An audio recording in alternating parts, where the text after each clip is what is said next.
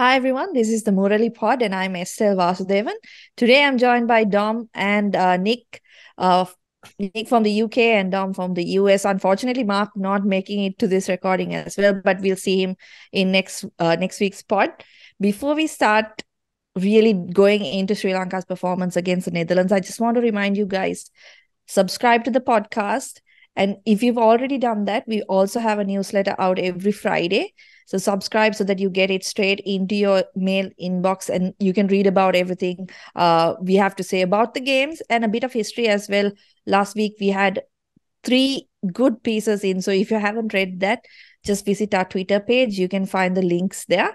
And I'm sure Mark will share some of the links in the description below as well.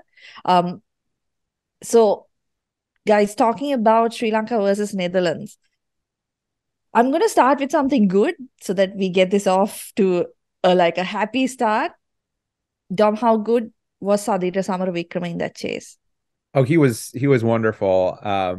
One thing that I was thinking about all this week was how he plays that little shot against spin to get a single on the leg side. And I was watching it. He pulls his hands out right in front of the pad, and it's this kind of little tuck on the leg side. And you think you're watching it, you think, oh, all you have to do is get around that bat, and you got LBW. But he never gets out LBW. His hands are so good, so quick.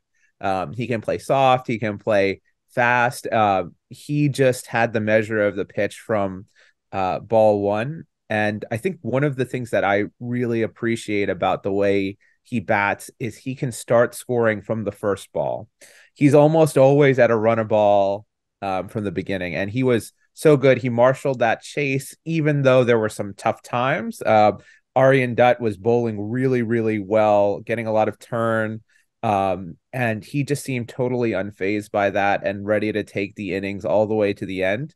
Um, Sadeera is starting to look, and this might be a little bit of an early comparison, a bit like our Kohli.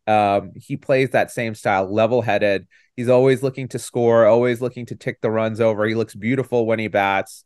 And I think he is a gem for us. I think one thing I'm wondering is I wonder if maybe we can bring him in a little bit earlier in the innings. Um, Whether allowing him to bat through maybe at three could potentially be good, switching him and Mendes up. But I thought Sadeera was absolutely sublime, and he's just adding to his resume. He's put on good knock after good knock. That 100 against Pakistan was amazing. The way he played against Bangladesh in the Asia Cup again was brilliant, and he's becoming one of the most dependable batters in the side. And we know that he can go out and bat 20, 30 overs and keep us in a game. Yeah, Nick, when Sadeera made his debut in 2017, I'm sure you would have come across this when you were researching for your book as well. There were a lot of comparisons to Mahela, right? Um, just the way he plays. He was only 22 at that time. Weirdly, I mean, I really don't have any real explanation for it. But it would have seen, like, Mahela is a guy who got a lot of chances. Like, even when he wasn't doing well, you rarely saw him getting dropped, right? But Sadeera had just a couple of failures and then, couldn't find his way back into the team for. I know he played in 2018 and 19 as well briefly, but he couldn't really get a proper go in the team until 2023. You think, you know, being compared to someone like Mahela that early in his career could have had an impact on him because it's obviously a huge burden, right? Yeah, it's a strange one. I remember right around the first time I came to Sri Lanka, I think that he was topping the first class averages playing for Colts, and he hadn't got any recognition yet. And then he got into the side. I remember seeing him do well as well. In England ODI that I went to, I remember him scoring the Mm. 50, opening the batting, looking really solid. And he had yeah, there were a lot of plaudits, but for some reason, he just disappeared. And I can't really explain it, but it looks like the time out of the side he like hasn't done him harm because he's grown into just such, as Dom said, a solid, organized player who always scores runs around that 100 strike rate without looking like he's really trying, without taking risks, and he's just such a stabilizing presence for Sri Lanka, and long may that last. Yep. we talk about these anchors in limited overs cricket, right?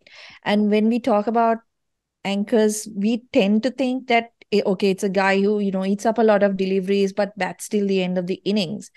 But I feel like someone like Sadeera, the way he's played in these last couple of games of the World Cup, that's what you kind of want for an anchor, right? Maybe you don't want him to be going after every delivery, but you need him to be scoring at maybe 80, 85, 90, right?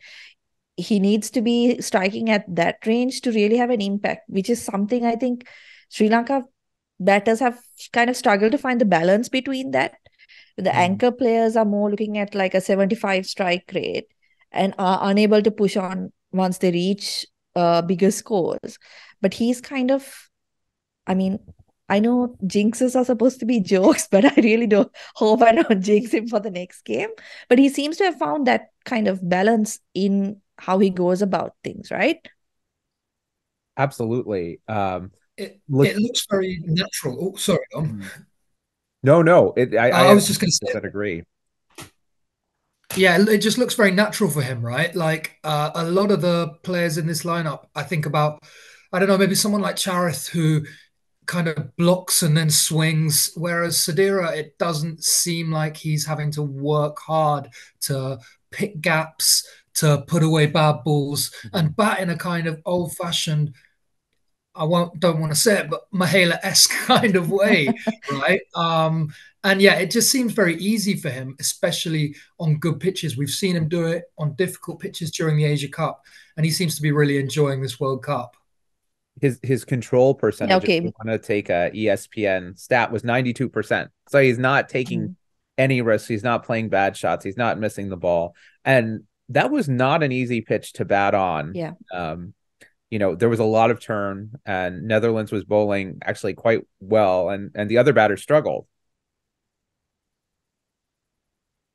Yeah, that control, I think it speaks to his temperament as well, because we saw, I mean, I'm not going to talk about Asalanka's shot to get out there, but like it, it kind of speaks to his temperament, the way he wasn't fazed by the fact that they were bowling well.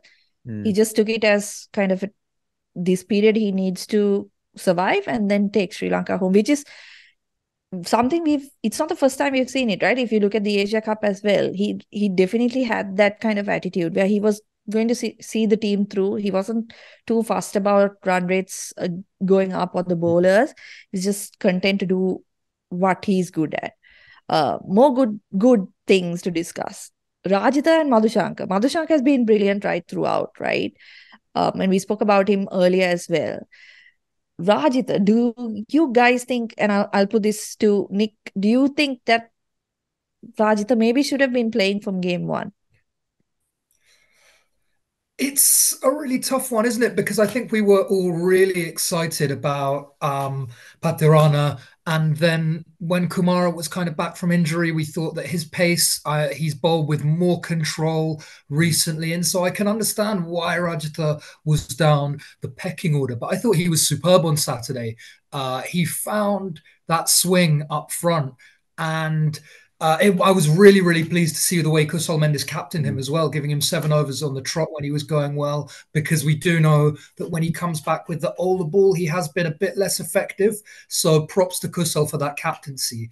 And I think it looks like moving forward, if there's a bit of assistance on offer, that Madhushanka and Rajitha can be a really dangerous new ball pairing. And I think that's going to be one of the keys against England, because they're the kind of side where if you can prize out 2 or 3 early wickets and get that middle order into the game early, they look a lot more vulnerable. And so, yeah, I think those two are really crucial. And I hope, we see more of the same from Kasun Rajasthan moving forward.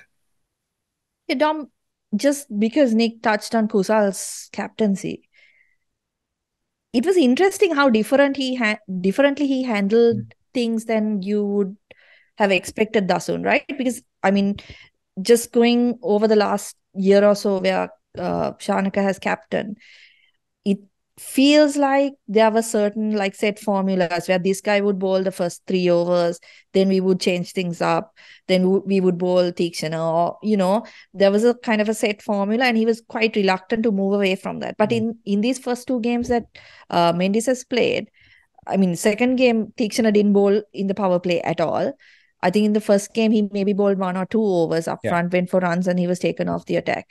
And the way he used Rajitha was really refreshing to see, because like Nick mentioned, he's with the older ball, he's gone for plenty of runs, right? That was one of the big things I took away from the match. Was I thought one of the things we're struggling with injuries is we have a limited selection, and we don't have the perfect match of bowlers. So what we have to do is we have to put those bowlers in the positions where they can succeed. So saying, okay, there's swing on offer. Rajastha is a swing bowler, and that's where he's generally taken his wickets in one-day cricket. Let's bowl him for 7 overs, especially if he's bowling well. And then even with Madhushanka, he bowled his first spell, and then as we were making inroads into the Netherlands side, Kusal brought him in and said, okay, let's use a short ball tactic here and see if we can prize out a wicket. And it ended up in that good KJP catch down on the boundary line there. And even the communication that you see, and I don't understand Sinhala well, but my understanding was that he was telling Tikshana to bowl the off spinner outside the off stump. And Tikshana said, okay, I will do that, but just let me hold off for a few balls and then I'll do it. And that produced a wicket as well. I thought some of the criticism was a bit unfair from the commentators about how do we use bowlers, because if you want to be aggressive up front and use Rajatha and use Madhushanka and use Tikshana, you have to have someone bowl the overs at the death. And the way that our squad is currently comprised, you kind of do have to save the Tikshana overs for the latter part of the innings. You do have to save at least 3 Madhushanka overs. And I think Kusal realized, okay, Chamaka's better at the death than Rajatha is. So we'll save his overs for later. And yes, he did have a spell where Karunaratne and DDS were bowling, but I think that was mainly because they are our 4th and 5th bowlers along with Himantha. So we don't have a ton of choice there, and they still have to bowl out. And knowing Netherlands has kicked on and has been able to take these games deep, you don't want the last 10 overs to be a mix of DDS and Himantha and things like that. So I thought he managed his bowling resources well. Would have loved for us to pick up some wickets in that middle spell. But I think especially given that we are lacking bowling resources that we would like, someone who can bowl in all 3 phases, someone who can a 4th and 5th bowler who you can count on to actually be attacking and take wickets. I thought he managed it really, really well.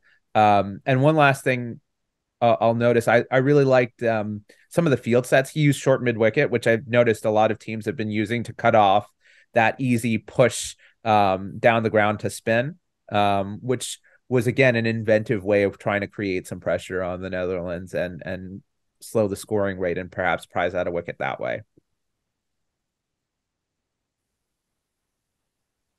First impressions of Hemantha. I mean, we've seen him play before, but obviously this was his kind of big opportunity in the World Cup. I think sometimes, there's a lot resting on kind of one game for players like that, right? We saw it in 2019 with Jeffrey Van der Sey. He was given that one game, and I felt, he was trying too hard, so he was bowling either full tossers or short ones. Similarly, Hemantha brought in, and as a wrist spinner, like so much depends on rhythm, right? He's been with the squad. He hasn't played that many games. It isn't easy, but like, how would you rate that performance, Nick? Like, he didn't look as penetrative as we would have liked, right? No, he didn't look massively penetrative, and there was a bit of looseness as well, wasn't there? Which I think is natural because it's, he's played 2 ODIs or something coming into this, and it's a huge game on a big stage. He looks like he can get decent side spin, though. We didn't see it that much. But I think really, coming into the tournament as an inexperienced wrist spinner, it's a really tough gig. And I think we need to give him more time before we make a judgment. And it looks like, I mean, it's like looking likely that Theekshana isn't going to play against England on Thursday, right? So I'm pretty sure he'll get another go there. And yeah, we'll see. But he's, it's hard coming in trying to be a Hasaranga replacement, isn't it? And obviously, that's the comparison that you're gonna sort of naturally make as a fan, and it's probably an unfair one on Hemantha. But I think that he looks like he can do a job through those middle overs, especially if he gets a pitch where there's a bit more assistance. I don't know, that pitch kind of seemed to come alive more for the spinners in the second innings, I thought. Yeah, I thought it got a lot tougher to bet on later on in the day, which is strange because I think midway through that innings, people were questioning why the Dutch had decided to bet first on that. But yeah, it did take a lot more turn later on in the day. So Nick touched on the injuries. I want both of you guys' opinion on this, right? So Matisha Patirana has been ruled out as of now, ruled out of the tournament with injury. And we have two standbys in the squad, right? Dushmantha Chameera and Angelo Matthews. Dom, you can go first. Who would you bring in as a replacement for Matisha? Right now, in a must-win game against England, I'm bringing in Chameera. I think he's so experienced. We know his quality. He can bowl at all parts of the innings. He adds a flexibility to our bowling lineup that we currently don't have, and especially with Theekshana coming out, right, our top bowler at the moment, along with Madhushanka, I think we need to reinforce the bowling stocks a bit. And if he's only going to play one or two games, I'd rather have it be when when there's a possibility that we can potentially go on in the tournament, which would be right now. Nick? Yeah, I'd say the same. I would bring in Chameera, but I sense this might be a 2-for-1 where Chameera comes in, bowls 10 overs, gets injured, and then he gets switched out for Angelo. I don't want to be pessimistic or cynical, but I think we can't rule that out, can we? But no, I think if Chameera is fit and firing, obviously it's been a fairly long injury layoff from what was kind of a brief stint of being healthy after another long injury layoff. So it's going to be tough for him to come in and be at his best. But I think that, just his presence gives Sri Lanka a boost against England. And I'd certainly be excited if he could be on the team sheet. But it's tough, isn't it? Because I think Angelo actually at this stage of the tournament does kind of offer something to the team as well, potentially in that DDS role. But I think Chameera hopefully will come in and do well. Yeah, it's a tough one, I think, because like you said, Chameera has not really played much cricket at all since the T20 World Cup, right? Where he was ruled out after, I think, one game. Every time he's kind of made it back and, there's this hype, okay, he's finally back. We're going to have at least a couple of series of him. And then he seems to pick up like strange injuries. First it was like the pectoral muscle, shoulder. I think it was a bicep injury as well at some point, right? And last year his ankle was operated on. He had a calf injury. So he seems to be one of those guys like, I think, Kusal Pereira, who seems to pick up like different injuries. If it's a hamstring, it's inevitable that at some point it's going to happen again, right? But with him, it seems like different injuries. So I'm sure he himself must be the most disappointed and frustrated by it because every time he comes back, he's bowling so well. I remember in that T20 World Cup, that game, he bowled so well and then he's ruled out for the next one. So I'm sure he's disappointed and will be wanting to come back. They haven't announced the replacement yet, but I agree with you guys. I think the bowling really needs reinforcement at the moment. And unfortunately, it might actually turn out to be that Mahesh is also ruled out. We haven't, heard that as a confirmation, but he's unlikely to play against England. The news is that he's aggravated his hamstring injury. It did kind of seem like he wasn't completely fit anyway, right? So possibly more bad news to come. I don't know. Just feel like we need to get through a couple more games. If we can beat England, that would be massive, I think. Another topic of interest I want both of you guys to give your opinion on. So last week there was this huge, pro on social media about Dhananjay De Silva, right? So if you guys have not been watching any cricket or are not on Sri Lankan social media, so when the Netherlands were playing South Africa last week and they were beating South Africa, Dhananjay De Silva, I think it's part of some kind of partnership he has with one of the PUBG teams, did a Facebook Live of himself playing PUBG. And of course, a lot of people have had a lot of things to say because obviously Sri Lanka were playing the Netherlands next, and you're in the middle of a World Cup. And people are, questioning his prep for the game. But what do we think about it? Players, it's not easy, right? Playing in an international team, you travel a lot, you're away from home a lot. You need to kind of find a way to relax as well. Dom, what's your take on it? So on one hand, I'm sympathetic to the line of argumentation you just brought up, Estelle, that they're traveling a lot for this tournament.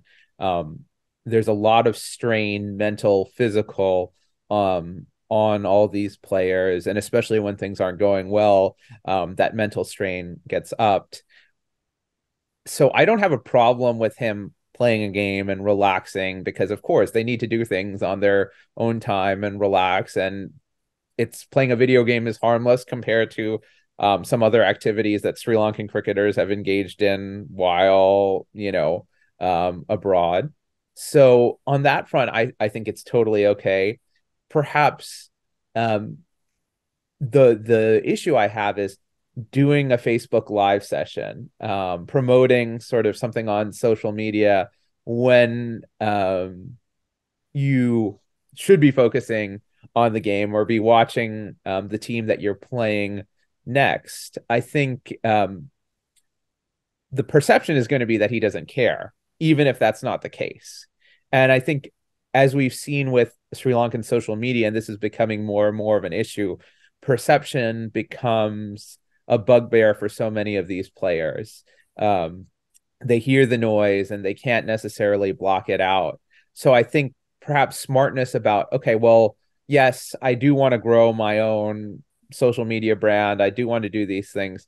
Thinking carefully about when and where to do that would be beneficial. So I don't have a problem with the activity as much as, okay, I'm going to use it as an opportunity to promote this on social media, given the sort of context of Sri Lankan social media being so hard on players and immediately, latching on to this this thing that DDS did and criticizing him for it. Nick, anything to add? Yeah. No, I'm totally with Dom. I think that, none of us can truly understand the pressure that international sportsmen go through, especially someone like DDS who hasn't been having the best time of it and who's been getting a lot of stick. And sometimes you do just need to switch off. My job is far less stressful than these guys. And there have been times when I'm like, I'll just go and have a game of Fortnite and not think about anything. So I've got, no issues with the activity. He's probably going to get a video package during the week. And so maybe he doesn't feel he needs to watch the game live. He's played the Netherlands twice pretty recently in the qualifiers.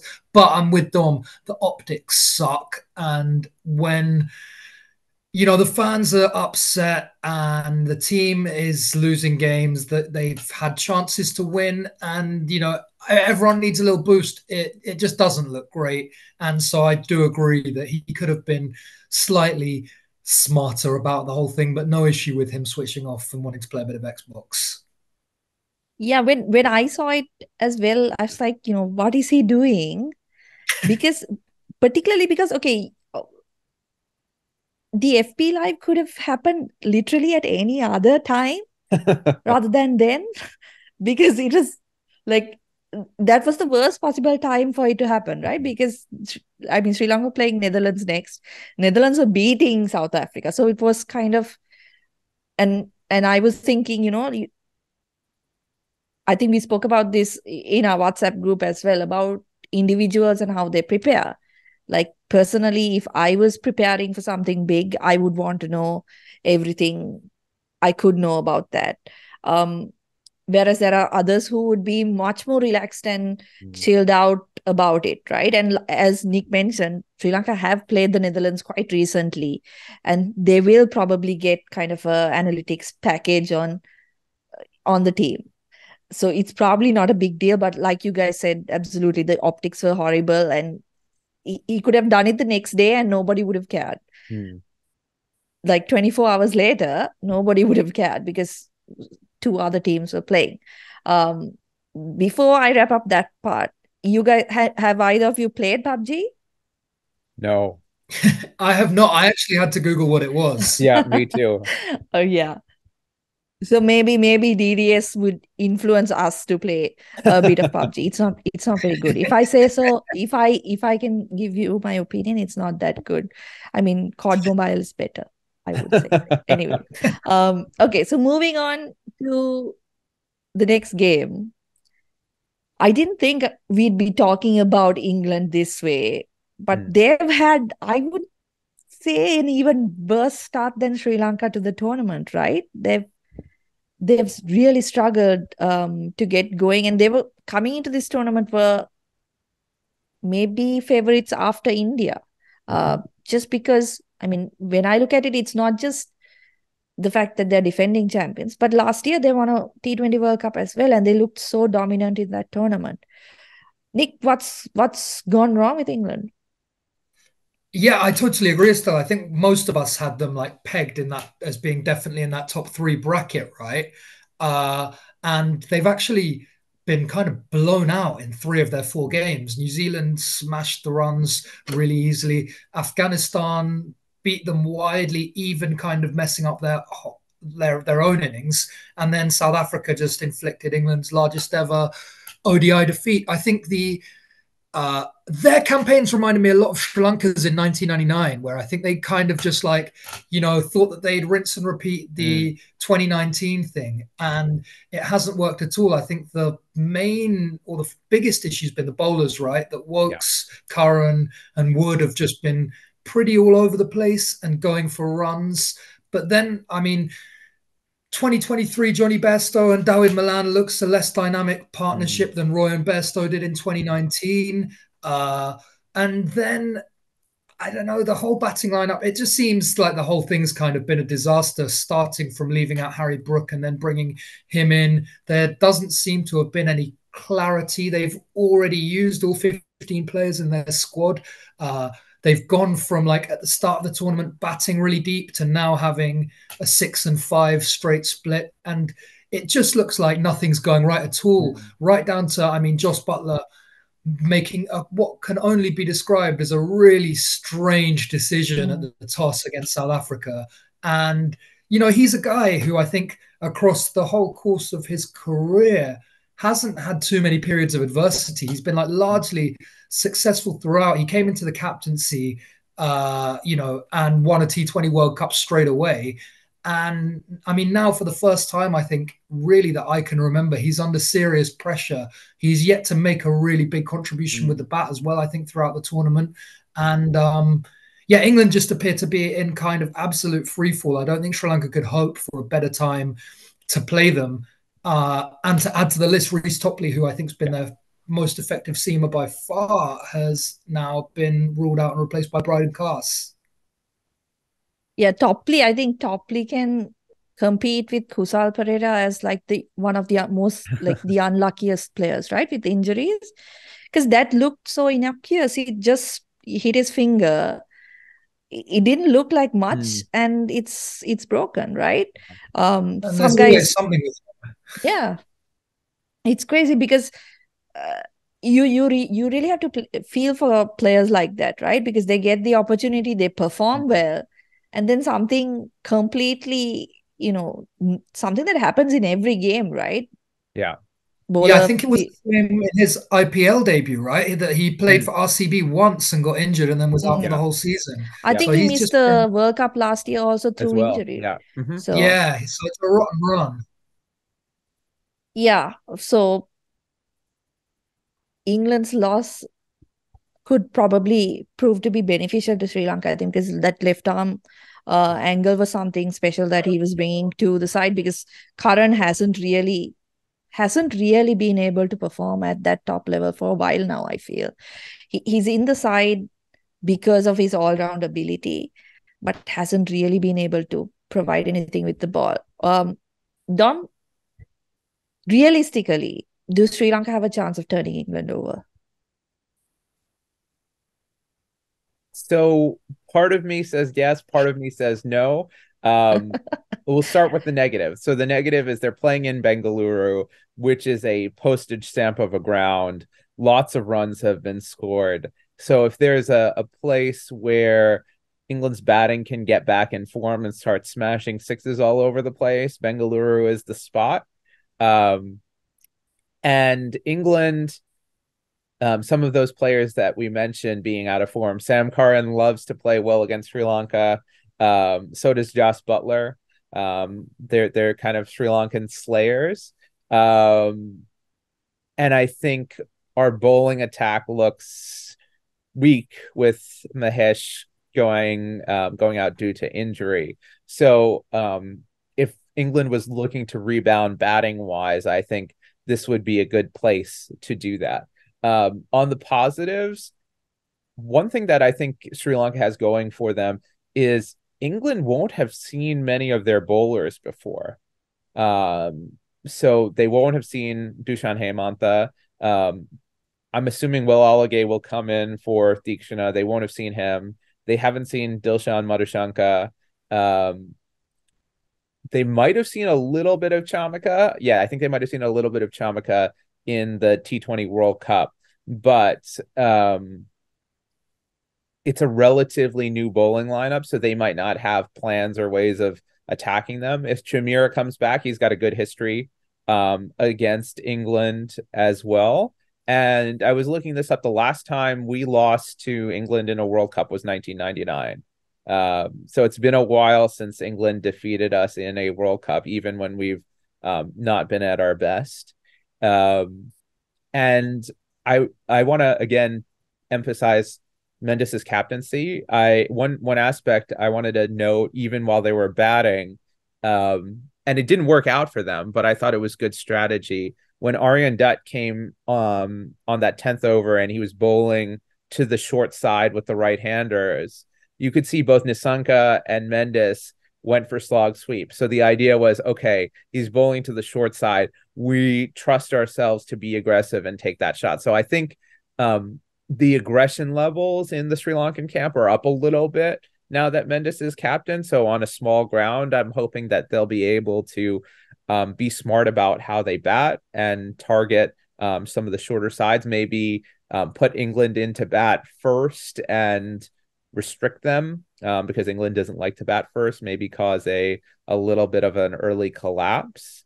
But we'll see. I think it's about I think Sri Lanka does have a reasonable chance of turning them over, but I could also see why you would say no, England's going to right the ship right now.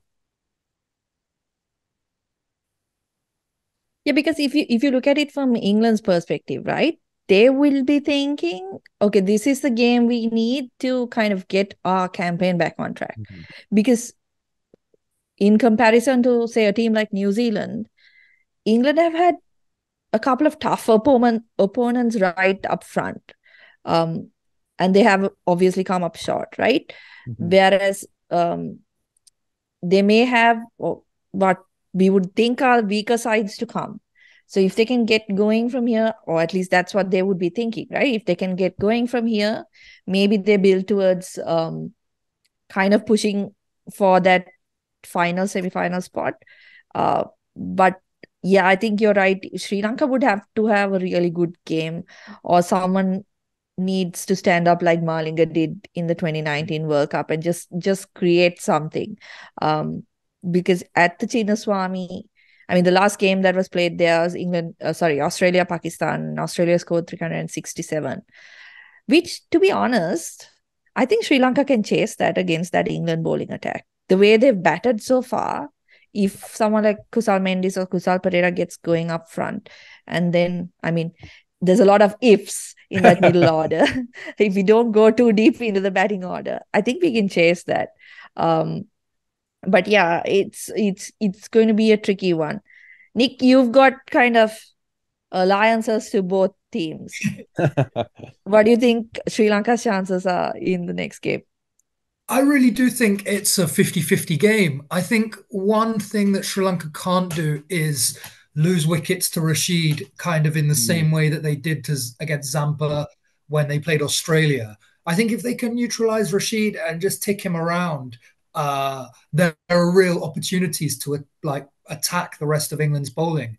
I think, England, I mean, I assume that it's going to be either one of Willie and Curran taking the new ball. I'm not sure who's going to take it with them, probably Gus Atkinson.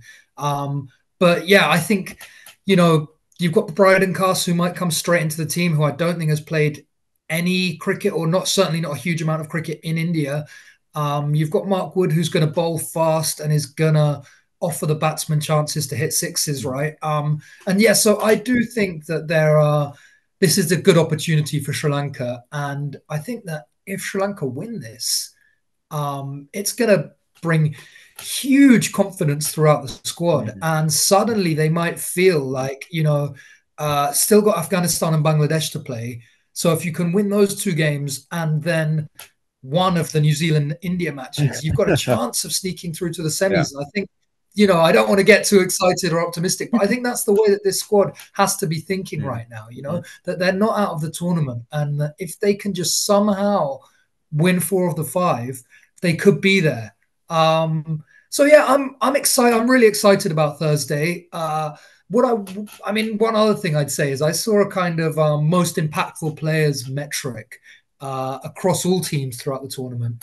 And it had both Kusal Mendis and Dilshan Madashankar in there. And so, with 2 players who are in that kind of top 10, 15 across the board, you'd expect Sri Lanka to be doing better. And it shows that there have been kind of a lot of passengers throughout this tournament so far. So I think we need a little lift. I mean, we've started to see it from Sadeera. Patham's really contributing as well. And so if we can get a few other guys chipping in, then, I think Sri Lanka can start to feel good about themselves.